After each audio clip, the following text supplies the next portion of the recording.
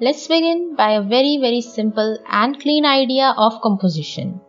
For a better understanding, I'm making a baseline here. Anything I will be composing will be above it.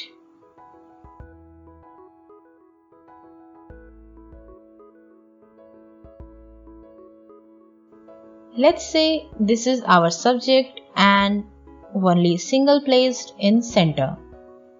It makes a simple composed area. See how simple it is.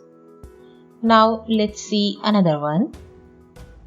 By simply adding a new shape beside this one, gives a depth and add another level of composition style.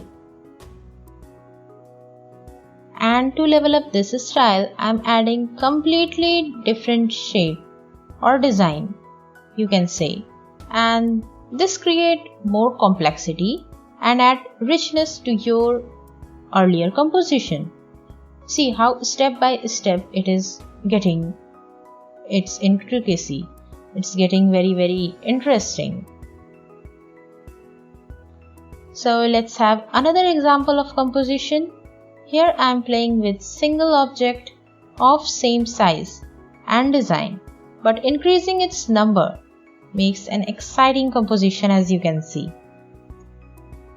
If we talk what is a good composition, let's see same object, same in number, but differently in placements.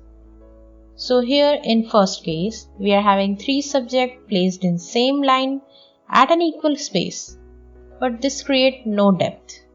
So here we can say it's not a good composition. On second case, you can see by simply rearranging it and placing it beside each other, enrich its depth and make a good composition.